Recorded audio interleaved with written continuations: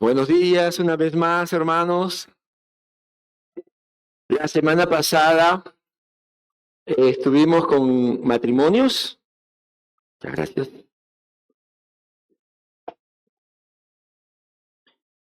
Y tuvimos un precioso grupo ahí con nuestro retiro anual.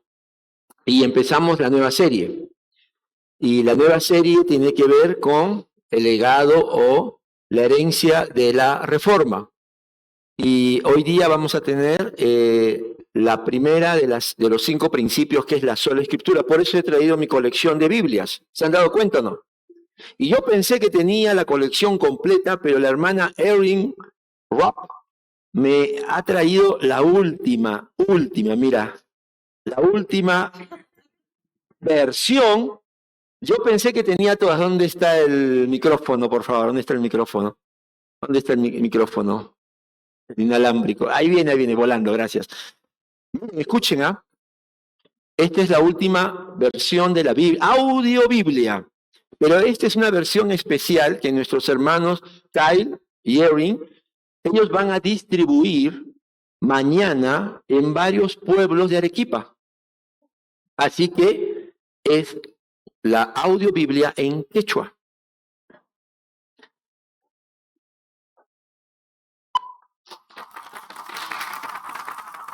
Vamos a escuchar.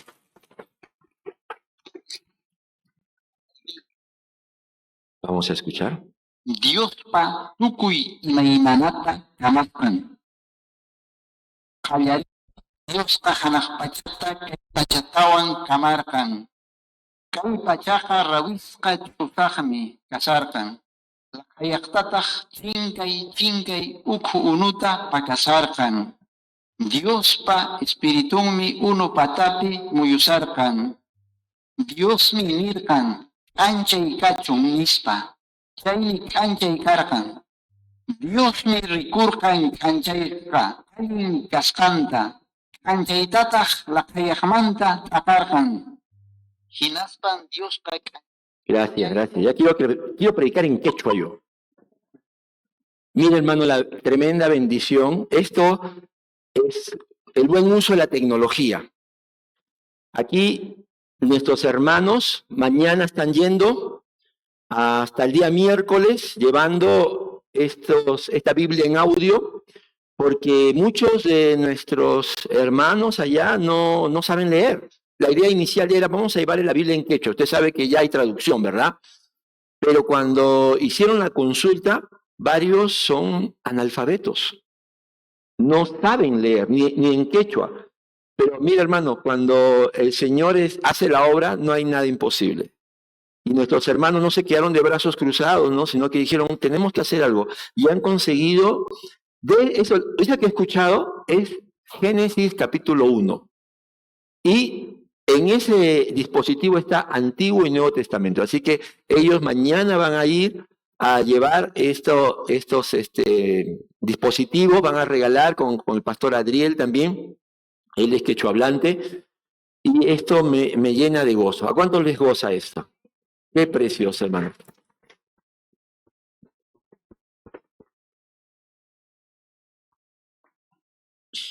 Yo quiero orar por Kyle, por Erin, y acompáñame, iglesia. Bendito Dios. Dice tu palabra, Señor, que la tierra será llena de tu conocimiento. Y así queremos, Señor, que tu iglesia fiel, tu iglesia constante, predique el evangelio a tiempo y fuera de tiempo.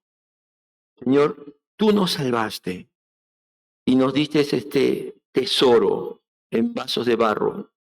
Y gracias, Señor, por la vida de Kyle, de Erin, Señor. Oramos también por Braxton, seguramente, que va a acompañarles, para que, Señor, tú guíes su salida y Señor, ellos puedan llevar esta bendición, la Biblia, Señor, en quechua, para las personas que no te conocen y puedan escuchar, Señor, que tú eres el creador, que tú eres el salvador, que tú eres el restaurador y que tú vienes pronto. Y quieres encontrar, Señor, Arequipa de rodillas. Tú quieres encontrar, Señor, a las familias de Arequipa adorándote, amándote, Señor, sirviéndote de corazón. Gracias por nuestros hermanos, porque nos recuerdan, Señor, que no vivimos para nosotros, sino para tus propósitos. En el nombre de Jesús, amén. Amén. Muy bien, hermanos. Vamos a, como les dije, hoy vamos a continuar la serie. El pastor empezó ayer y él habló sobre el legado. Y de verdad que, como él dice, hay tanto, pero vamos a pedir al Señor sabiduría. Vamos a empezar ya la serie, los 5 principios de la Reforma, con el primero, que para mí es el principio central, neurálgico, la sola Escritura, ¿no? La verdad principal con la que quiero comenzar es esta: la palabra de Dios es la única autoridad inerrante e infalible que nos da seguridad para salvación y una nueva vida en Cristo. Esta es la verdad principal. Quizás cuando tú lo lees, tú asientes y dices, así es, yo creo eso, muy bien. Pero hoy vamos a ver un poco más qué significa o qué tenemos que nos ayuda a saber si esto es verdad en nuestra vida. Este año, hermanos, las iglesias evangélicas celebramos 507 años de la Reforma Protestante. Nosotros, como bien dijo el pastor, no somos una iglesia reformada. Eso es una denominación de iglesia evangélica. Pero estamos tremendamente bendecidos por el impacto de la Reforma. Y debemos orar por un legado espiritual y cultural, como el que se produjo en Europa en el siglo XVI en adelante. Pero creo que hay una pregunta que quedó pendiente y quiero contestarlo hoy día. ¿Qué es la Reforma Protestante? Suponte que te dicen a ti, oye, y ustedes, tú como evangélico, ¿qué es eso de la Reforma Protestante? ¿Qué le dirías? Pregúntale al pastor. No, mira, acá está, yo quiero ayudarte para que tengas siempre tú los conceptos, las respuestas. ¿Qué fue la Reforma Protestante? ¿Qué fue? La Reforma fue un despertar espiritual que implicó un cambio en el paradigma del cristianismo. Es decir, que por la Reforma hubo un antes y un después, ya a partir del siglo XVI, en el cristianismo, inspirados en los principios bíblicos esenciales, como la gloria de Dios en todas las cosas, la supremacía de Jesucristo, la salvación por medio de la fe y la gracia y la autoridad de las Escrituras. Aquí tenemos la definición, el resumen, creo yo, más conciso y que nos puede ayudar bastante. Fue un despertar espiritual. En la Edad Media, estamos hablando del siglo XVI, como se dice, el vaso terminó por rebalsarse. El nombre que quizás representa más a la Reforma, y por ahí usted lo ha escuchado seguro, ¿cuál es? Martín Lutero. Es quizás el más representativo, pero hubo otros reformadores que también ayudaron a este despertar. Pero lo vamos a ir nombrando conforme avanzamos en la serie. Martín Lutero fue un monje alemán de la orden agustiniana y que el 31 de octubre de 1517 clavó las 95 tesis en el castillo de Wittenberg, protestando por la venta de indulgencias que la Iglesia Católica promovía en Alemania y en otros países. Ahora, Lutero no tuvo la intención de levantar un movimiento de insurrección religiosa o social. No. Lo que quiso fue abrir un debate académico, teológico, al interior de la Iglesia Católica, para que tuvieran un diálogo teológico con las autoridades, porque él estaba en contra de esta práctica que era antibíblica, la venta de las indulgencias. En la serie que vamos a tener, vamos a estudiar las 5 solas. Las 5 solas resumen los 5 principios de los reformadores. Y nosotros, como cristianos evangélicos, compartimos estas 5 solas. Aunque no somos una iglesia reformada, pero todas las iglesias cristianas evangélicas compartimos los principios de las 5 solas. La primera de ellas, vamos a verlo hoy día, es sola escritura. Sola escritura. O también se traduce como solo por medio de la escritura. Este principio sostiene que todo creyente en Cristo debe guiarse solamente por la Biblia como la suficiente palabra de Dios, inspirada y autoritativa. El principio que se conoce como sola escritura es latín, es que todo creyente en Cristo, no importa la edad, no importa el sexo, no importa su condición, no puedes tener recursos o no, puedes tener muchos años en la fe o pocos, pero todos, desde el momento que entramos a una relación con Jesucristo, debemos guiarnos por la Escritura. Solamente la Biblia es la suficiente palabra de Dios, inspirada y autoritativa. Hoy quiero contestar 3 preguntas en 2 partes. La primera, vamos a verlo. ¿Por qué la sola Escritura es la única y máxima autoridad para los creyentes? ¿Por qué?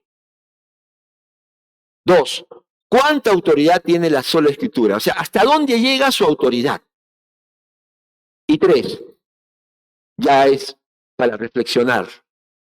¿Cuánto ha impactado o está impactando la sola Escritura tu concepto de Dios? De ti mismo, de tu familia, de tu trabajo, de tu economía, de tu iglesia y de tu sociedad.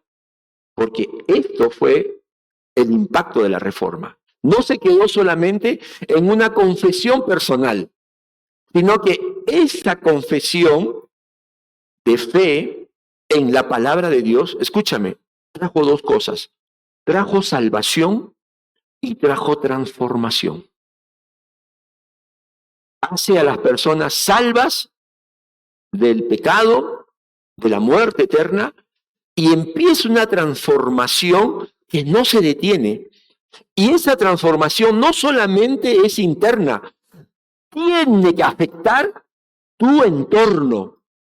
La Reforma nos muestra el impacto de la palabra de Dios, el poder de la palabra de Dios para salvación y para transformación. Y si tú y yo estamos bajo la sola Escritura, pues entonces lo vamos a poder medir. ¿Sabes cómo? Por la influencia.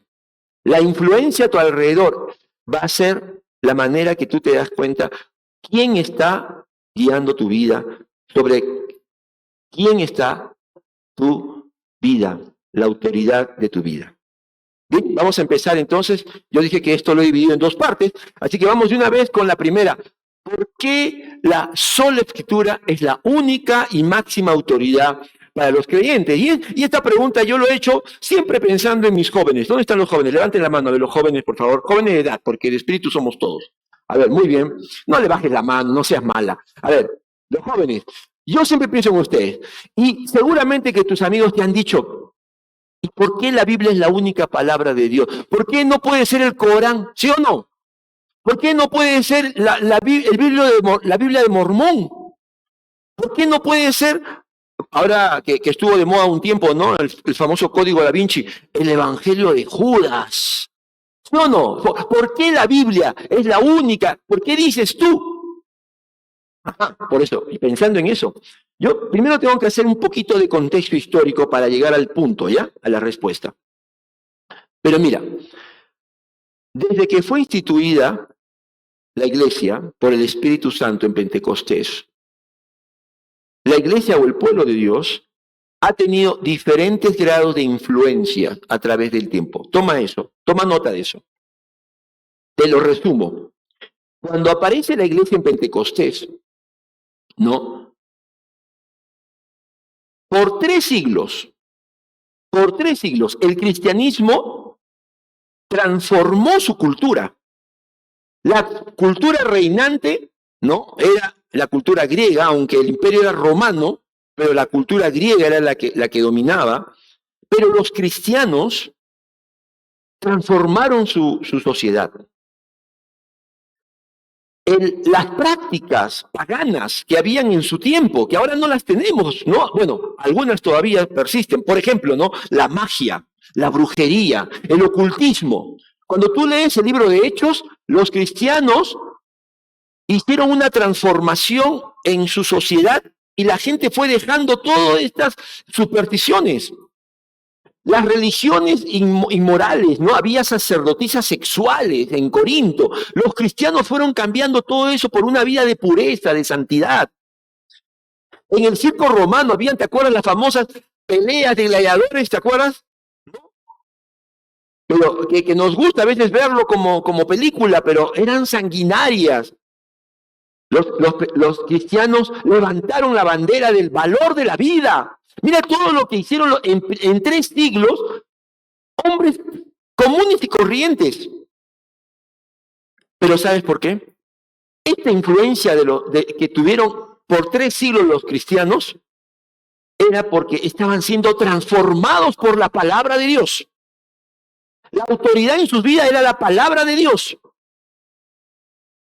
Pero llegó el siglo IV, 325, y la iglesia es adoptada por el Imperio Romano, por el emperador Constantino.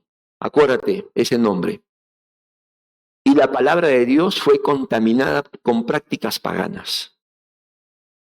Y escúchame, desde el siglo IV, Constantino, hasta el siglo XVI, estamos hablando de la Reforma, la iglesia tuvo un impacto mínimo, limitado. ¿Qué pasó? ¿Qué pasó? Si en 3 siglos la iglesia había avanzado tanto. Dejaron la palabra de Dios. Se dejó a un lado. ¿Para qué? Para seguir mis ideas o las ideas de mis ancestros, religiones, el humanismo y todo lo demás. Es cierto que hubo todavía una influencia por esos primeros 3 siglos, ¿no? Occidente tuvo una sociedad mucho más civilizada, es cierto, pero el impacto fue mínimo. La Iglesia Católica se alió con el poder político y eso lo llevó por un camino diferente a la Iglesia de los primeros siglos. Y en el siglo XVI, la Iglesia ya había cambiado la autoridad de las Escrituras. La iglesia no es que dijo que la Biblia no era autoridad, pero pusieron otras autoridades, la tradición, por ejemplo, ¿no? Las bulas papales. Y lo peor fue que por muchos siglos, escucha, se prohibió que la Biblia llegue a los creyentes. Las misas eran en latín. Y nadie conocía ese idioma porque ya había pasado, ¿no? El Imperio Romano ya no se hablaba. Siglo XVI. Mira, acá tengo yo el Nuevo Testamento griego y voy a leerte un pasaje que vamos a leerlo. Kaio poblefos, eira gramata oidias, ta dumamena, se sofisai, eis soterian dia pisteus, tes en Cristo Jesus. ¿Me entiendes? No me entienden. Incultos, ¿me entienden? Bueno, les digo, este es el griego antiguo, el griego. Igual, la gente iba y escuchaba la misa en latín, y así como tú. Y luego, el sacerdote daba la homilía. Ahora, ¿tú cómo sabías si lo que estaba diciendo era conforme a la palabra de Dios? ¿Cómo lo sabías? No podías. No tenías Biblia, no conocías el idioma latín. Entonces, ¿cuál es el argumento de ellos? Escucha, ¿por qué la Biblia no estaba al alcance de las personas? Decían, el vulgo se va a confundir y va a dar lugar a herejías. Y por eso no había acceso a una Biblia y el idioma oficial de la religión era el latín. La Iglesia católica, como te digo, no negaba la Biblia como un principio de autoridad en asuntos de fe y prácticas, pero añadieron la tradición eclesiástica, así se llama, al mismo nivel de la autoridad de las Sagradas Escrituras. Es decir, que no solamente la Biblia era la fuente de verdad, sino también tenían los dogmas que por varios siglos se fueron construyendo, las bulas papales, ¿no? Y consideraban al Papa como infalible. Y cuando el Papa decía algo que no estaba de acuerdo con la Biblia, pues la palabra del Papa pesaba más. Así es. Ahora, vamos a ver lo que dice Isaías 40, de 6 al 8. Mira, si tienes tu Biblia, abrázala y dile, te quiero. Porque mira, pues, lo que ha costado tenerla aquí en nuestro lenguaje, ¿no?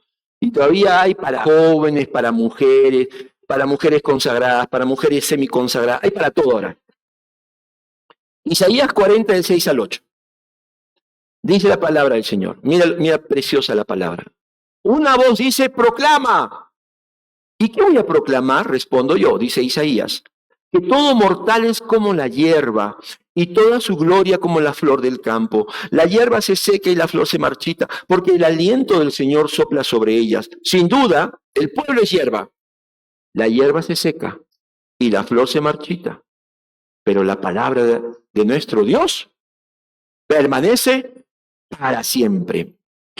El Señor está hablando y está diciendo, Isaías, dile al pueblo que los hombres y la gloria del hombre es como la hierba, ¿no? Como la flor, se marchita. Lo puedes tener un tiempo, pero luego va a pasar. Pero mi palabra no va a pasar. Mi hermano, la palabra de Dios tiene autoridad y tiene poder porque viene de Dios. Cuando tú abres la palabra de Dios en Génesis, ahí está la palabra de Dios, la palabra creadora, la palabra poderosa, ¿no? Dice que Dios, ¿cómo hizo todo lo que hoy existe? Por medio de la palabra. Y dijo Dios, sea la luz, y fue la luz. Desde el principio se presenta a la palabra de Dios como autoridad y poderosa. La reforma hizo que la gente leyera la Biblia. Alcanzó la Biblia la gente. Y eso trajo consecuencias muy profundas a lo largo de sus vidas y también la transformación social.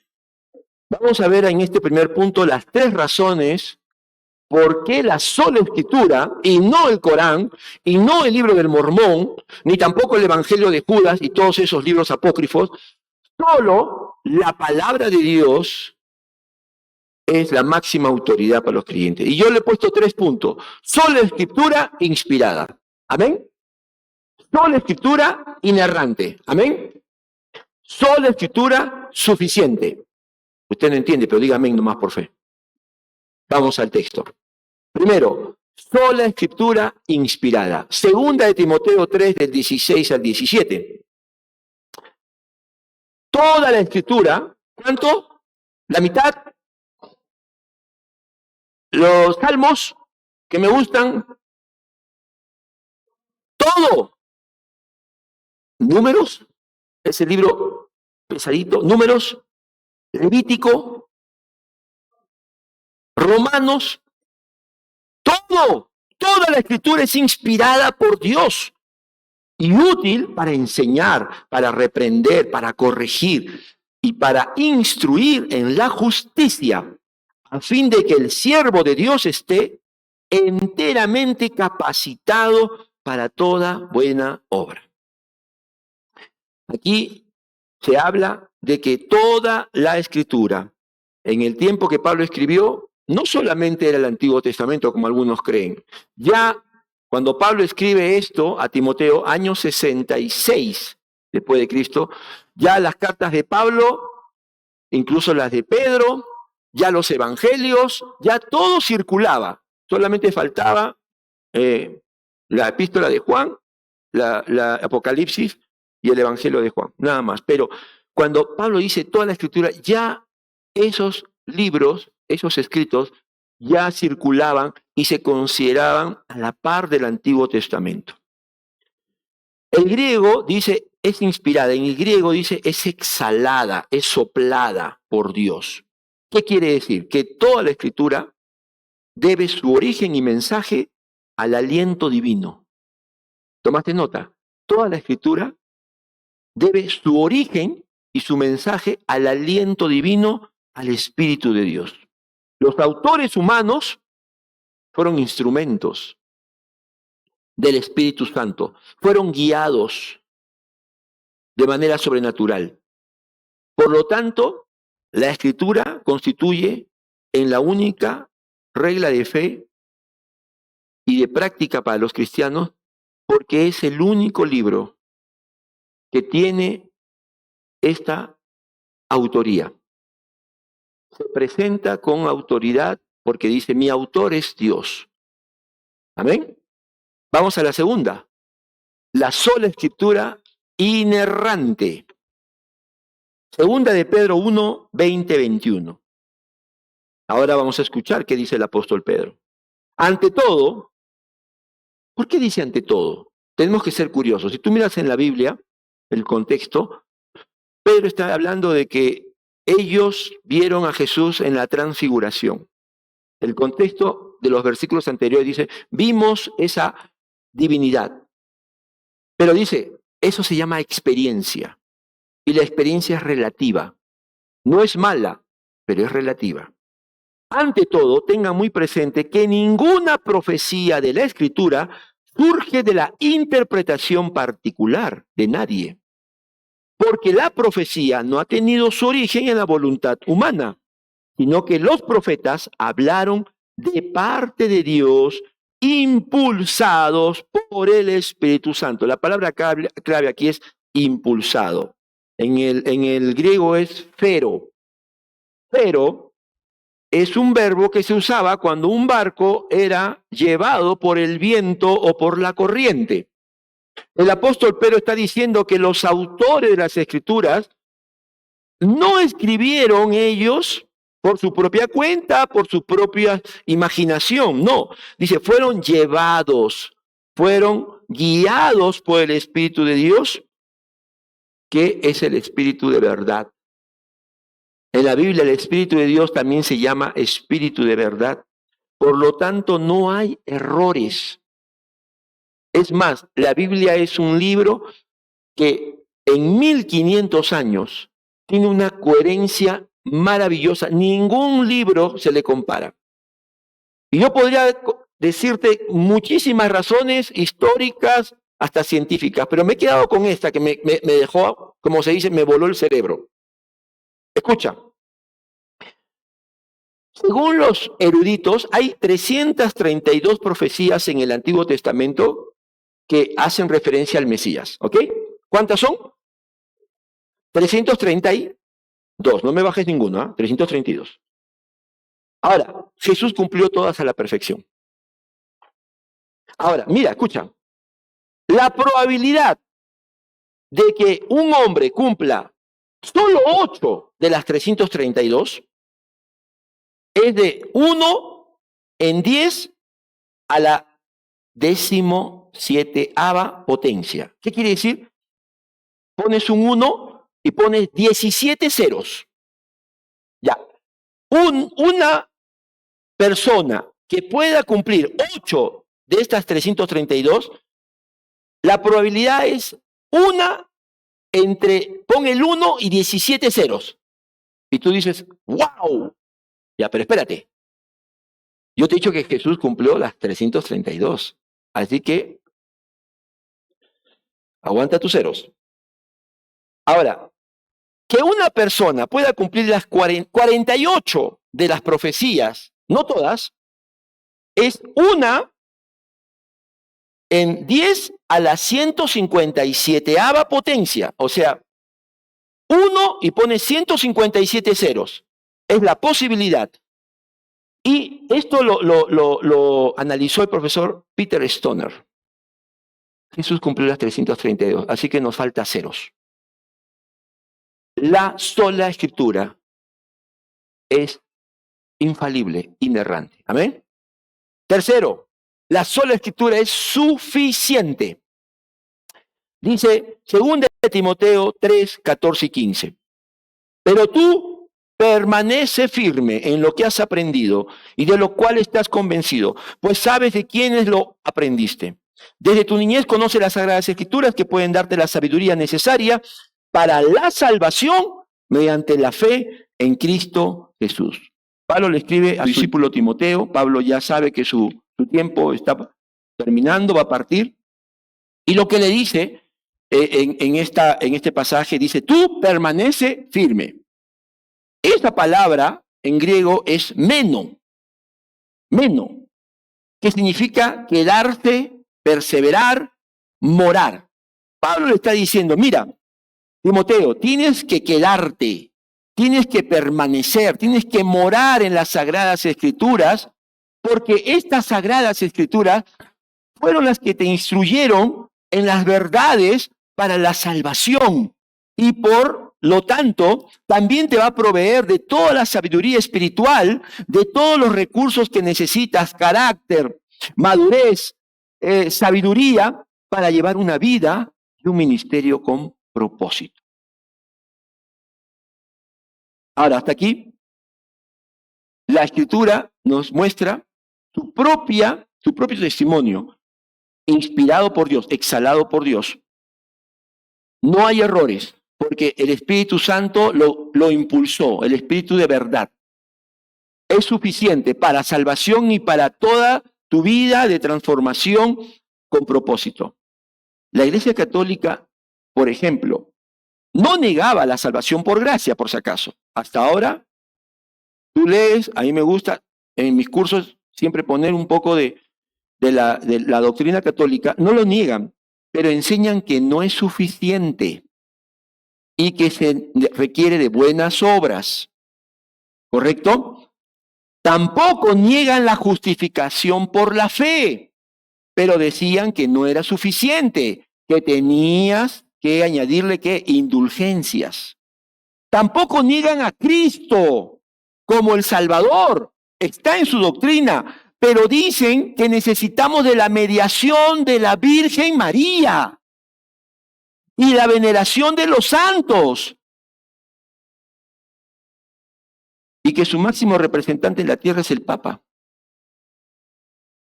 Entonces, no es que dicen, no creemos en la palabra de Dios. Sí, pero tenemos también otras autoridades que rigen nuestra fe. Eso es la diferencia. Por eso Martín Lutero protestó. Y ahora vamos a ir a la segunda parte. Que le he unido las dos preguntas en una sola. Esta es la segunda parte del tema. ¿Cuánta autoridad tiene la sola Escritura? ¿Hasta dónde llega la sola Escritura, pastor? Dígame. Porque yo quiero saber, ¿no? Dicen que lo último que se convierte en el hombre es el bolsillo. ¿Será cierto? Así han dicho, no sé, no me consta. Dice que se convierte todo, pero el bolsillo, la billetera es lo último que se convierte. ¿Cuánto está impactando la sola Escritura tu concepto de Dios, de ti mismo, de tu familia, de tu trabajo, de tu economía, de tu iglesia y tu sociedad? Y mira la respuesta.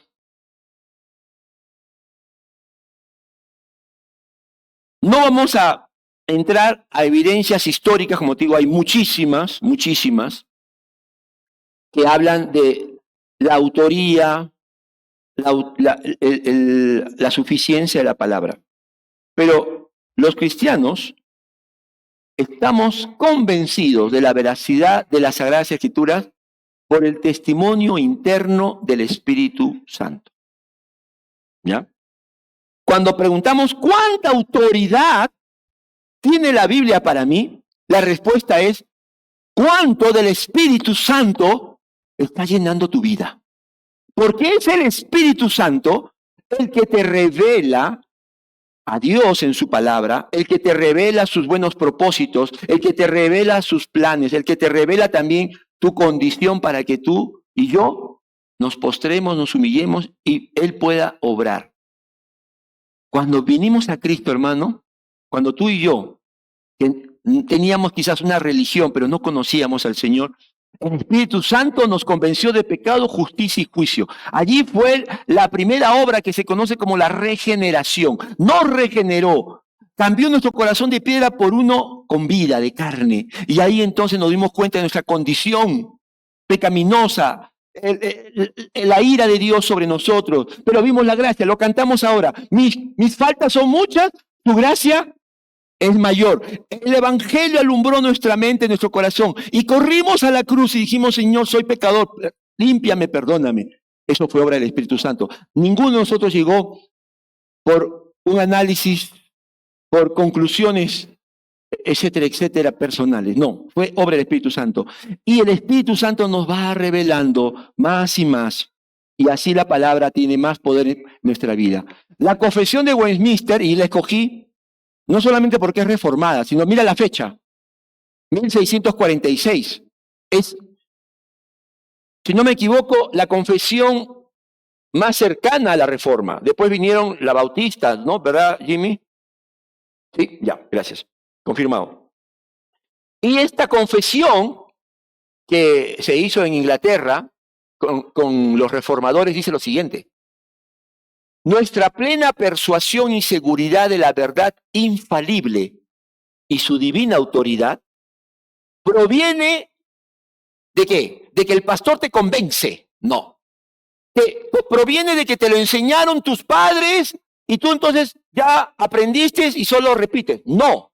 Proviene de la obra interna del Espíritu Santo que da testimonio en y por medio de la palabra en nuestros corazones.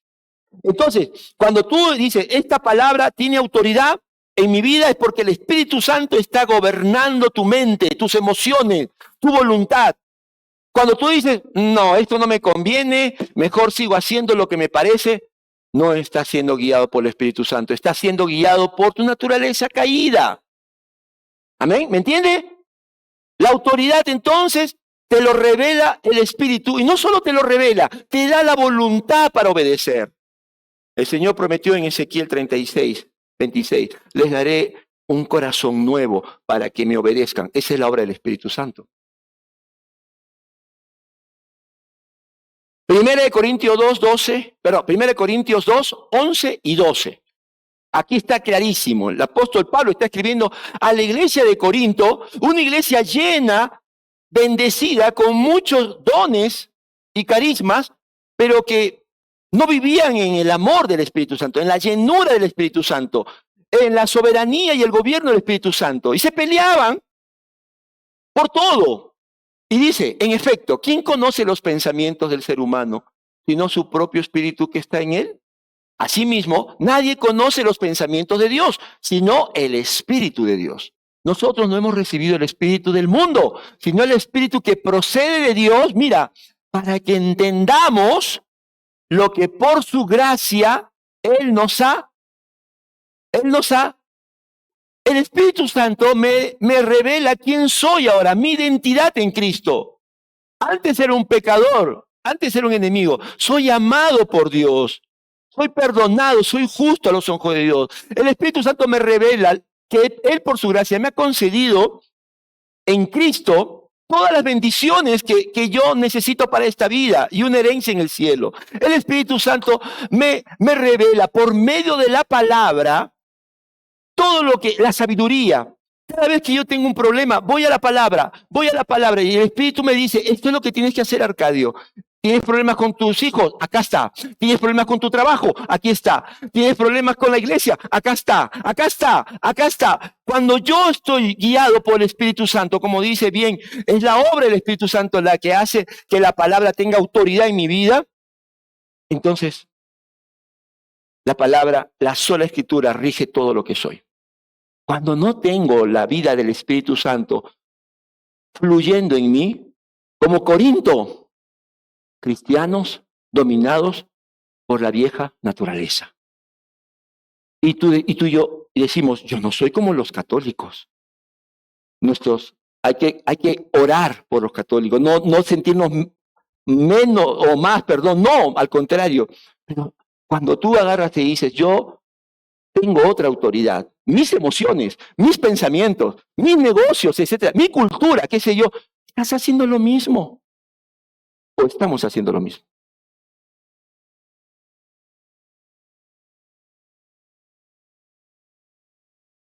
En Isaías 54:13 el Señor promete que instruirá a todos sus hijos y que será grande su paz. Quiero terminar con la pregunta, en un ratito voy a terminar, ¿cómo sé si la Biblia es mi autoridad? Pero anota eso. ¿Cómo será tu paz? Es la primera, vamos a verlo en un ratito. Cuando uno tiene a la palabra de Dios como máxima autoridad, no tienes solo paz, tienes una gran paz.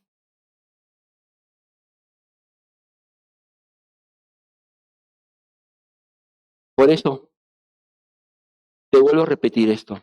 Sin sugestión a las Escrituras, no hay salvación ni tampoco transformación.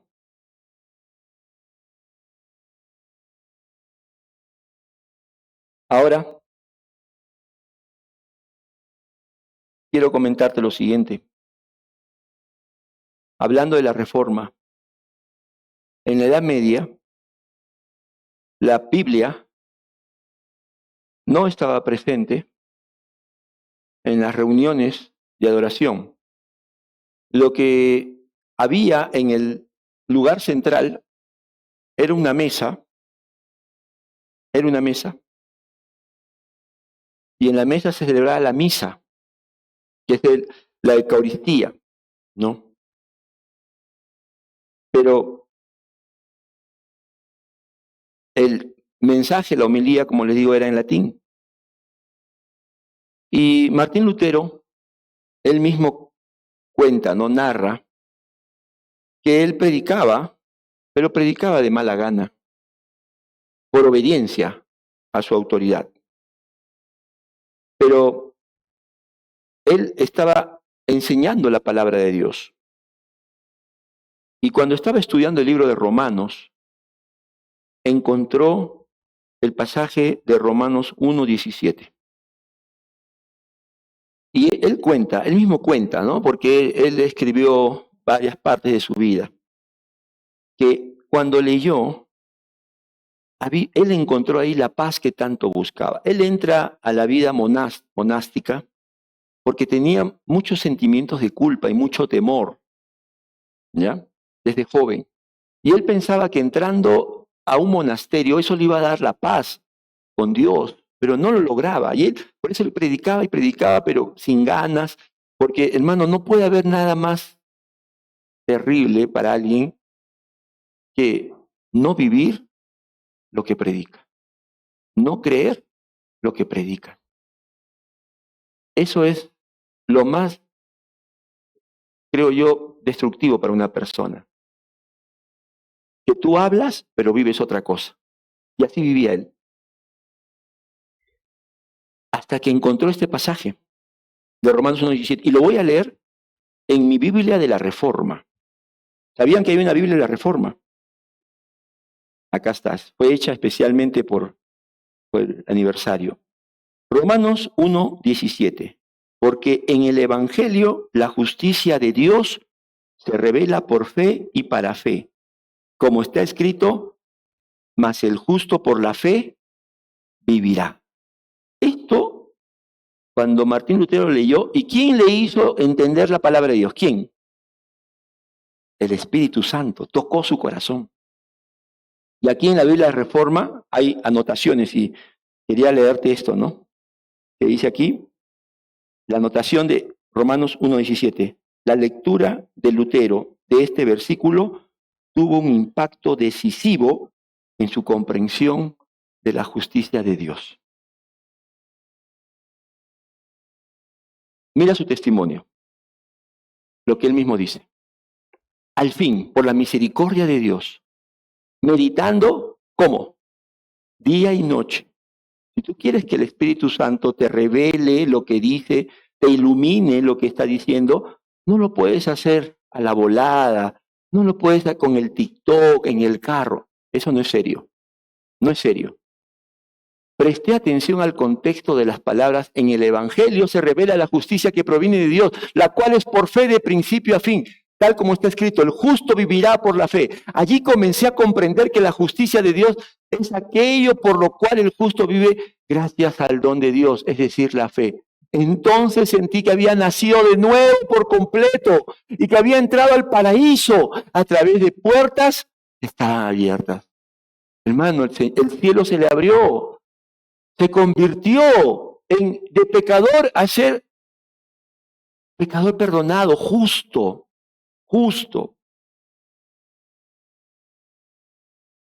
Pero esto no quedó ahí. Después de esta experiencia de salvación, él publica las 95 tesis en el Palacio de Wittenberg, como te dije, y empezó a predicar, pero ya no en latín, sino en alemán, para que todos entiendan lo que Dios está hablando a través de su palabra. ¿Me entiendes? Y empezó a predicar, dice, con una pasión y una valentía que sus sermones fueron muy populares. Se calcula en 7,000 los sermones que él predicó, de los cuales hay más de 2,000 en la internet. Si quieres, búscalo. Yo estuve leyendo el fin de semana uno de ellos. Tremendo. Pura Biblia, pura Biblia. Eso es lo que necesita tu familia. Eso es lo que necesitas tú y la iglesia. Biblia. Amén. Palabra de Dios. Su influencia traspasó las fronteras de Alemania. Movieron los corazones. Se agitaron las conciencias de la gente. Pronto se hizo evidente que este hombre tenía algo que solo podía ser explicado por el nuevo nacimiento y por poder y la autoridad de la palabra de Dios. Y Lutero fue, escúchame, Lutero fue el que cambió la mesa de la misa, lo sacó y ¿sabes qué puso? Un púlpito. Dijo, lo central es la autoridad de la palabra de Dios. ¿Te has dado cuenta que en algunas iglesias han sacado el púlpito? Porque ya la palabra de Dios es que la gente se va a aburrir. No, es que, rapidito, 10, 15 minutos. No, una pastillita. Ese Ricardo Belmont. Él puso el púlpito en el medio, porque dijo la palabra de Dios es lo más importante. Y la obra maestra, acá está, puso el púlpito en lugar de la misa, hizo que la predicación fuera la influencia más poderosa en las iglesias de la Reforma, pero eso no queda ahí. ¿Cuál fue la obra maestra de Martín Lutero? Él tradujo el Nuevo Testamento al alemán. La gente pudo leer el Nuevo Testamento en su idioma y entenderlo. Eso le costó muchos años, pero lo publicó en 1521. Y vamos terminando. Esto no quedó así, sino que también él dijo, tenemos que transformar toda la adoración en la iglesia. Mira, ¿qué hizo? Compuso himnos.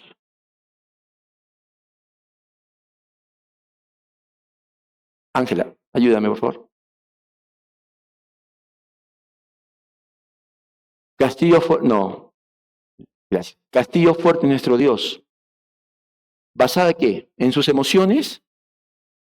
Salmo 46. Otro himno, de lo profundo clamo a ti. Salmo 130. Hermanos, la oración no es para nosotros, la oración es para el Señor. Cantamos lo que creemos. Todo esto me hacía pensar, ¿Realmente estamos siendo una iglesia que entiende el valor de la palabra de Dios? ¿Es la prédica lo más importante que yo necesito? Día a día yo necesito esa palabra.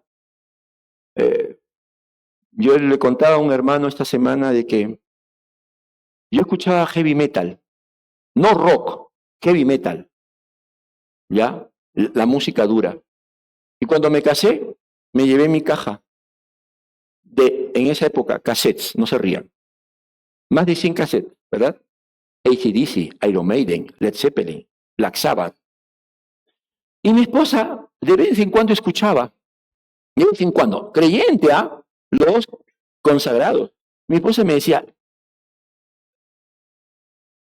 ya, le bajaba el volumen. ¿Qué haces escuchando eso? Yo le decía, pero es que, ¿sabes qué? Yo no me dejo llevar por la letra, además ni la entiendo, todo está en inglés y cantan mal, no se entiende. La música. Pero ella me hacía pensar, ¿por qué no puedes dejar esa música? Entonces yo me puse a orar y me confronté con la palabra de Dios, con un versículo que lo vas a ver ahorita, que me cambió todo. Cuando la Biblia dice que la Biblia es nuestra autoridad y que la palabra de Dios gobierna, ¿sabes qué sale de nosotros? Salmos, himnos, cánticos espirituales. Fue suficiente para mí. Agarré mis cajas con más de 100 cassettes, le puse en el tacho de basura, me puse en la puerta, cuando pasaba el camión de basura, no le miento. Pero después, ¿sabes qué sentí? No, gran paz. Gran paz.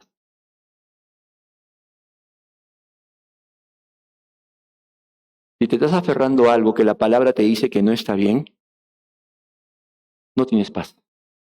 Hasta que lo dejes. Hasta que lo sueltes. Amén. Esto para otra prédica. Terminamos con esto. Colosenses 3, 15 al 17. ¿Quieres saber si la palabra de Dios es tu máxima autoridad? Mira, este versículo, esta palabra me ayuda a mí. Colosenses 3, del 15 al 17. Dice así, que gobierne en sus corazones la paz de Cristo. La paz es el primer fruto de saber que estoy en la voluntad de Dios, estoy obedeciendo la palabra de Dios, a la cual fueron llamados en un solo cuerpo. Buenas relaciones. Si la palabra de Dios es mi autoridad, pues yo cuido la unidad del cuerpo. 3. Sean agradecidos. No me quejo, no reclamo, esto no me gusta, esto está mal. Ay, el pastor, viste su camisa verde, parecía el árbol de Navidad. Todo se queja. Y eso que no has visto mis medias. Todos se quejan. ¿No? Que habiten ustedes la palabra de Dios. ¿Cómo? Con toda su riqueza. Ahí está la palabra de Dios, autoridad en toda su riqueza. Escúchame, instrúyanse y aconséjense unos a otros con toda sabiduría, discipulado. Si la palabra de Dios es tu autoridad, pues el Señor ha dado una ordenanza.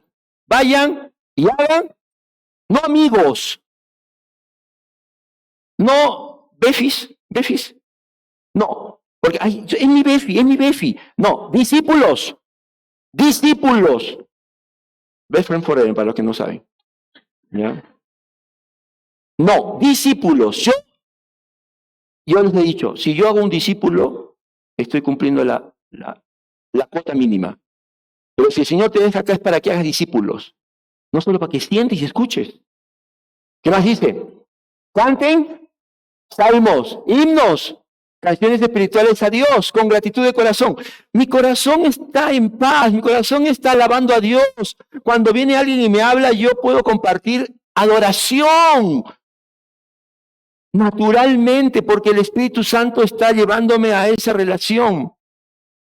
Dice, y todo lo que hagan de palabra o de obra, háganlo en el nombre del Señor Jesús, dando gracias a Dios el Padre por medio de él. Ese pasaje, la gente en el tiempo de Lutero y por varios siglos, ese pasaje de hagan todo en el nombre del Señor, para la gloria de Dios, cambió la manera de ver el trabajo, Cambió la manera de ver el dinero. No es mi dinero, es para la gloria de Dios. Cambió la educación.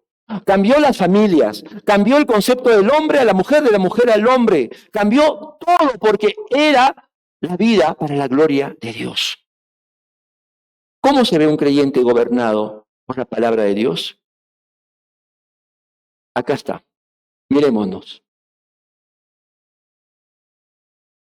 Si tu mente, que ahora tenemos la mente de Cristo, está llena de la palabra de Dios, pues esa palabra te va a guiar, te va a consolar, te va a fortalecer. Porque la vida no es fácil, pero no estás solo. Amén. No estamos solos. Dile a tu hermano, no estamos solos. No estamos solos. Termino con esta pregunta, hermanos. ¿Quién controla tus pensamientos? ¿O qué controla tus pensamientos? ¿Quién controla tus afectos? ¿Tus sentimientos? ¿Quién controla tus decisiones? Es el Espíritu Santo quien hace la obra. Pero ¿sabes lo que tienes que hacer? ¿Cuál es tu parte y la mía? Creer, obedecer y darle tiempo. Tiempo. Tiempo con la palabra. Para que veas la transformación en tu vida, para que veas la transformación en tu familia. Porque así como pasó con Martín Lutero y todos los reformadores que vamos a ver la próxima semana, no volvieron a ser los mismos ellos, ni tampoco su entorno. ¿Y sabes por qué? Porque Dios honra lo que les honra. Si tú te sujetas a la palabra, aunque tu familia te diga qué difícil que es para ti, o no lo deberías hacer, y tú lo haces, el Señor te va a honrar. Y vas a ver cómo tu entorno se comienza a ordenar. Porque Él ha dicho que su palabra permanece para siempre. Vamos a orar. Señor, ¿cuánto necesitamos volver a los principios, a las verdades de tu palabra? Señor, yo primeramente y mis hermanos también, te decimos, Señor, háblanos por medio de tu Espíritu, háblanos por medio de tu palabra, Señor, que nuestros oídos no estén cerrados, sino abiertos, Señor, sensibles. Ayúdanos, Señor, a no distraernos en cosas que no son malas quizás, pero nada más importante que escucharte a ti y obedecerte. Ayúdanos, Señor. Mira tu manada pequeña. Míranos, Señor, con gracia, como lo hiciste cuando nos llamaste para ser tus hijos. Y si en esta mañana hay alguien que necesita palabra de consuelo, palabra de fortaleza, el Señor te dice, ven a mí, si estás trabajado y cargado, yo te daré descanso. Aprende de mí, que soy manso y humilde, y hallarás paz. Señor, gracias. Que tu iglesia sea edificada, no por emociones, sino por la bendita palabra tuya. Y ayúdanos, Señor, a que esto no sea solamente una prédica, un sermón de domingo, sino que nosotros cada día, por el Espíritu Santo que nos has dado, podamos ser llenos de ti. Hermanos, sin la llenura del Espíritu Santo, no vivimos debajo de la palabra. La sujeción a la palabra es lo que queremos, Señor. Llénanos de tu Espíritu para ser esos adoradores, para tener tu paz, para discipular, para cuidar la unidad de la iglesia. Gracias, Señor. En el nombre de Jesús. Amén. Amén.